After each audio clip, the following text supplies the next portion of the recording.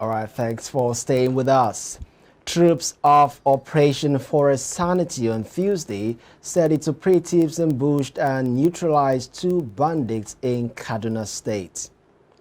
The acting Deputy Director, Army Public Relations, 1 Division Nigerian Army, Lt-Col Musa Yahaya, confirmed the incident in a statement in the state.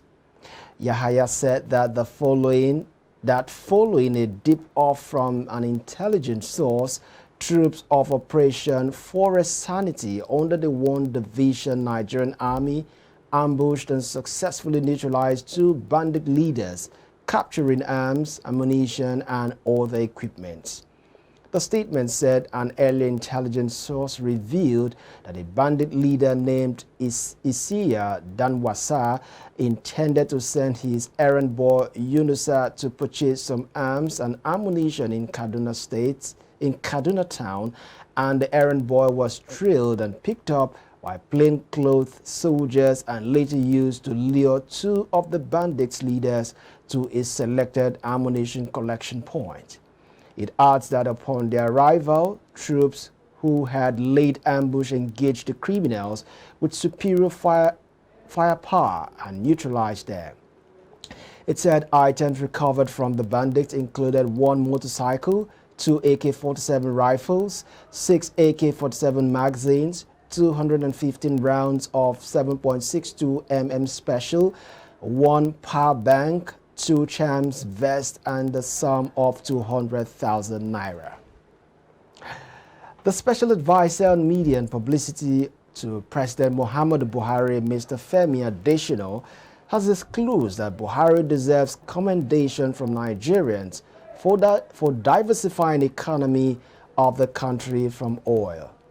Adesina on Monday night said the government met a monoproduct economy, an economy that depended solely on oil, so that when oil prices crash into the international market, Nigeria crashes with it.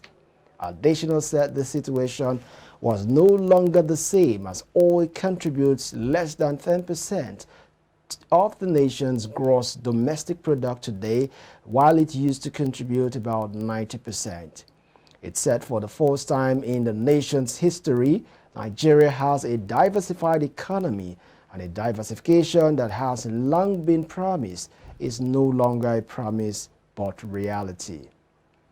Adesina said Nigerians should credit the Buhari administration for that, because they now have agriculture, ITC, and manufacturing to an extent contributing to Nigeria's GDP.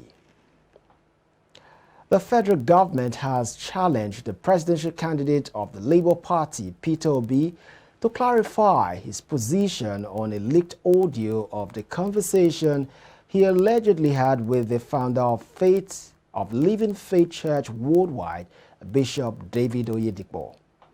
Addressing the media on Monday in London, the Minister of Information and Culture, Alhaji Mohammed, said Obi should clarify what he meant by saying the leaked conversation was a fake, doctored audio call.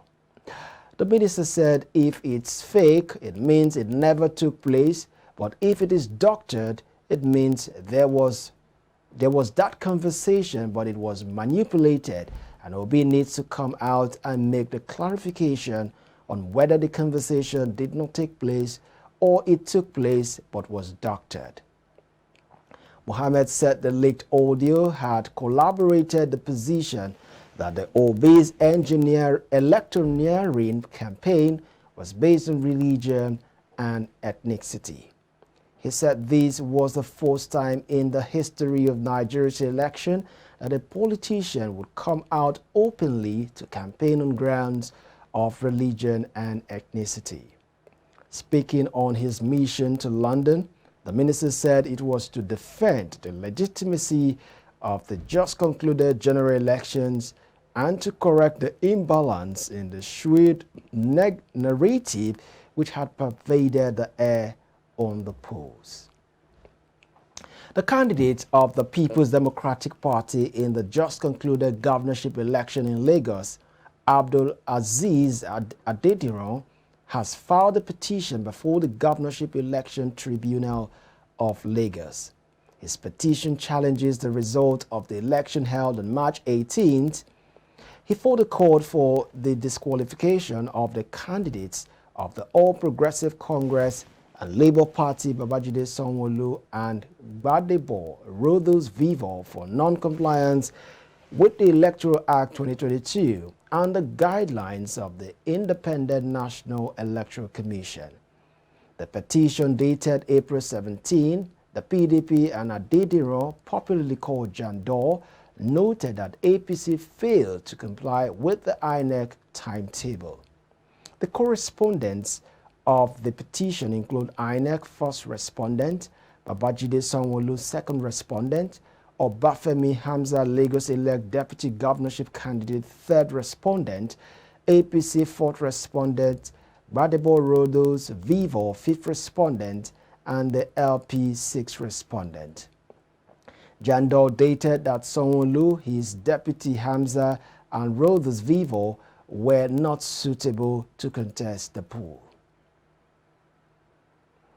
The governor of Rivers State, Nyesom Wike, has downplayed the face-off between the People Democratic Party and the All Progressive Congress in Port Harcourt, the state capital, as nothing that is abnormal. While requesting the inspection of electoral materials deployed by the Independent National Electoral Commission in the March 18 governorship election, the APC has alleged attacks by thugs operating on the orders of the PDP. However, the ruling party in the state has been engaged in protest for about a week, stating that INEC should release the electoral materials to APC for inspection only if the PDP is also present. Wike, who hosted a live media chat in Port Harcourt on Tuesday, stated that PDP was simply being on alert to avoid a reoccurrence of an incident in the aftermath of the 2015 elections. The governor said that the PDP and everybody were shocked that the police tendered the original result at the tribunal rather than certified true copies of the original. He urged or argued that since every party is entitled to the documents that were used in conducting elections, having applied to INEC, the PDP needs to ensure it is receiving what orders are. A group, the George Ubo Whistleblowers Network, on Tuesday stormed the National Assembly to demand transparency from the House of Representatives panel set up to look into the 48 million barrels of oil that were allegedly sold in China.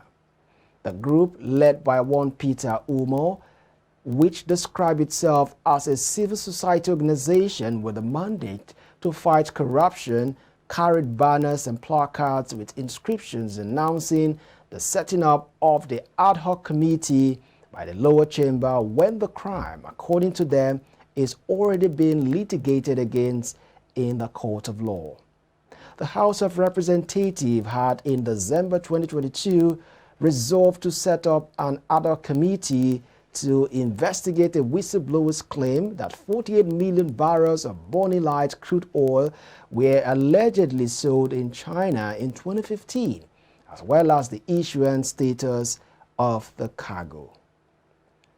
The resolution followed the adoption of a motion moved by Ibrahim Isaka, a member of the House.